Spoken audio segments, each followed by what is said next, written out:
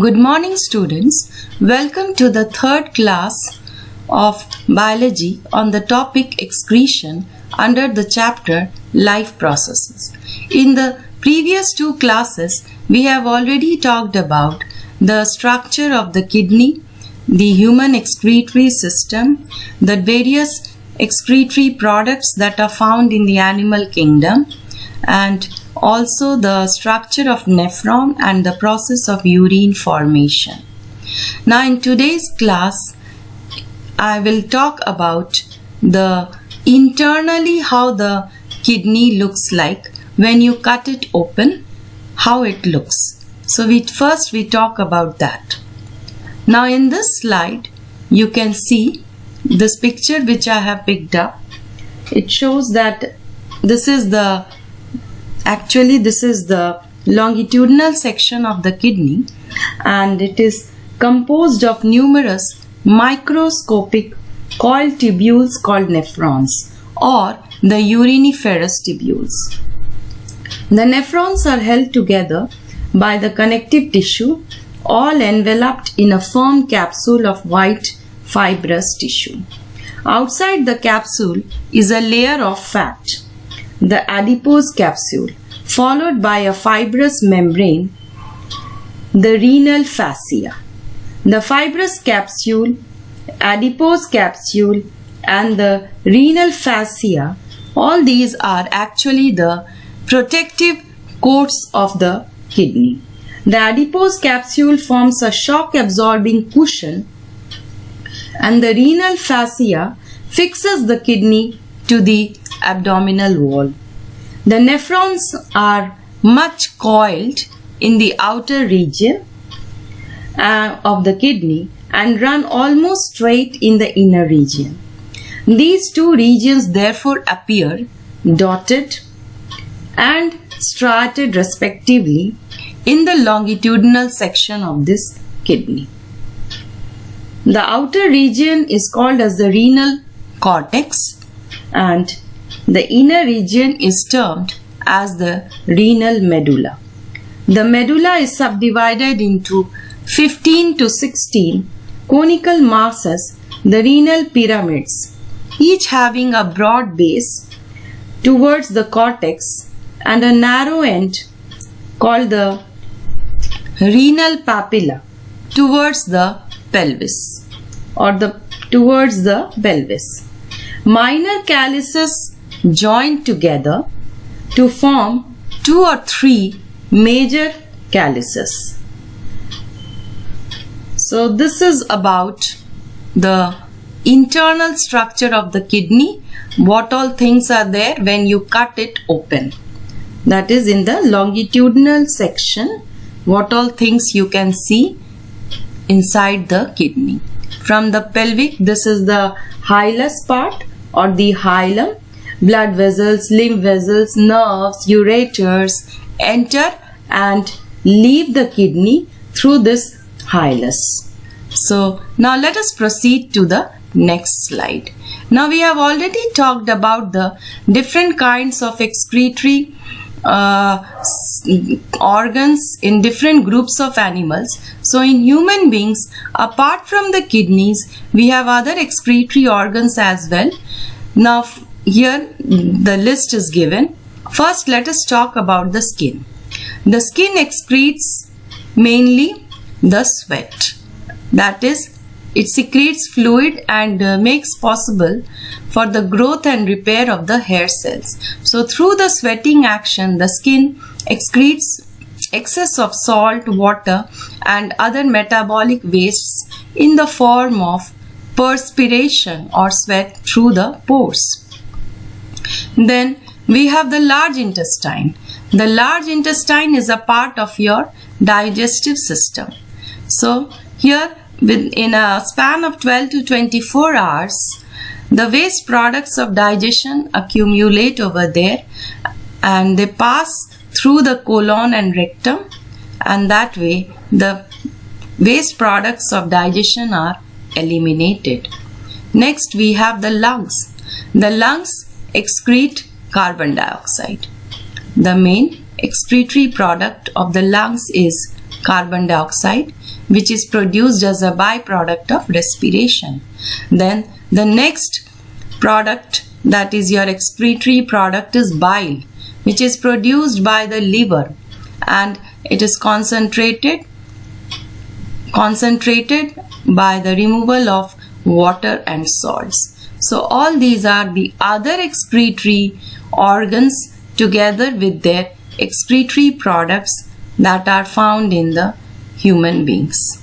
Now let us proceed to the next slide, where you can see that a person is undergoing dialysis. So let us talk a bit about this topic. What is dialysis and why it is important? We all know that kidney is a very important organ which is essential for maintaining the homeostasis of our body, as it is engaged in the elimination of nitrogenous and other metabolic byproducts. Even if one kidney is damaged, the second kidney can carry on the function of excretion completely. However, if both the kidneys are damaged, a new compatible kidney has to be grafted in the body. Till that period, waste products are removed with the help of hemodialysis or blood dialysis, or we can say with the help of artificial kidney. Artificial kidney is a physicochemical device to remove the excretory products from the blood in case of temporary dysfunction or near failure of kidneys. It is based on the principle of dialysis or separation of smaller solutes or ions from larger particles with the help of an ultrafilter. The artificial kidney consists of a number of semi-permeable or selectively permeable cellophane tubes embedded in a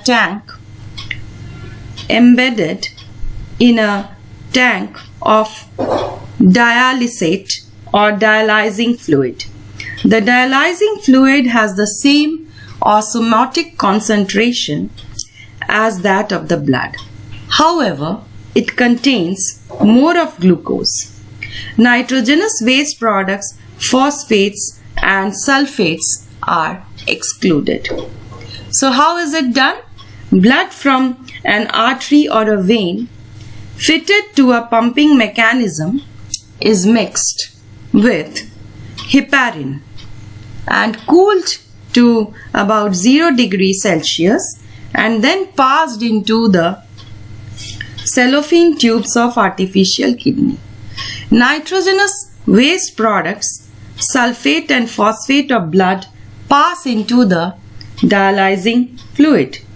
Then the purified blood is warmed, mixed with antiheparin, and then it is again passed back into the vein. The whole process takes about 3 to 4 hours. So this way the artificial kidney works. Now let us go to the next slide and discuss about how excretion happens in case of plants. Plants do not produce nitrogenous wastes like urea and uric acid because extra amino acids and nucleotides are not formed. They produce other types of waste products called secondary metabolites, that is your alkaloids, tannins, aromatic oils, etc. Excess of water is got rid of through transpiration. Excess of oxygen formed during the day in the photosynthetic organs can be considered as a waste. It passes out through diffusion. The other wastes of plant metabolism can be the nitrogenous waste products, which are the general byproducts of metabolism, and the common ones being the alkaloids like your quinine, morphine, atropine, etc. It can be organic acids. They are metabolic intermediates. Some of them are without any other use. Rather, an accumulation of them may prove to be toxic. Example can be oxalic acid. Tannins are complex aromatic compounds which are formed as secondary metabolites. Latex is an emulsion of varied composition which is excreted by special tubular cells called lacticifers. Resins are the oxidation products of aromatic oils. Gums are the degradation products of cell wall. So in saline habitats, the plants have to absorb excess salts that are required to be eliminated. Plants do not have any mechanism to collect, transport and throw out their waste products. They have adopted various strategies by which they can protect their living cells from the waste products. What are those strategies? Waste products are stored in the older leaves which soon fall off. Resins, gums, tannins and other waste products are deposited in the old xylem which soon becomes non-functional. Bark consists of the dead cells which is peeled off periodically. Tannins and other wastes are deposited in the bud. Incidentally, tannins are raw material for dyes and inks, that is in the dye and ink industry. Most plant waste products are stored in the vacuole of their cells. So you can see over here this vacuole. They are stored in the vacuole. They are unable to influence the working of cytoplasm due to the presence of a selectively permeable membrane called the tonoplast. Some waste substances are actually excreted by the plants in the region of the roots as well.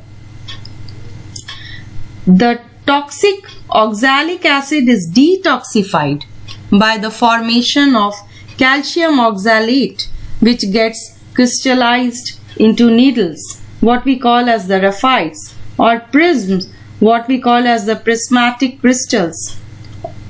And excess of calcium is also precipitated as calcium carbonate crystals, what is called as the cystolith. Now there are salt glands in the body. So the excess salts which is obtained from the habitat of the plants growing in the salt water, that is your hydathodes. They also have got the excretory function. So these are the various ways by which the plants excrete their excretory products. So in this last slide you can see it is just diagrammatically, or in a figure it is diagrammatically demonstrated. Oxygen, waste product of photosynthesis, water through transpiration, dead cells, waste stored in the leaves and removed by the falling of the leaves. Waste products are stored in the cellular vacuoles, and sometimes the plants excrete wastes into the soil. So this is a brief discussion about the different ways by which plants can excrete their waste products. So with this discussion, we come to the end of this chapter, and hope you all have understood whatever was explained. Thank you.